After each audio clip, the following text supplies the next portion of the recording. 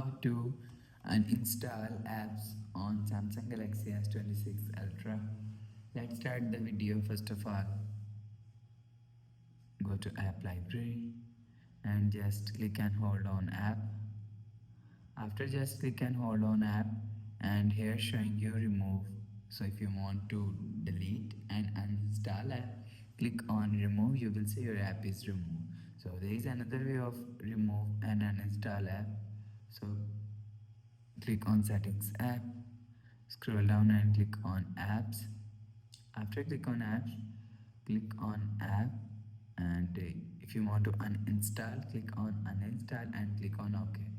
After click on ok, you will see your app is uninstalled. After the process, go back to home screen.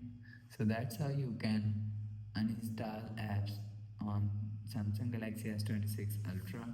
If you like the video, please subscribe. Thanks for watching.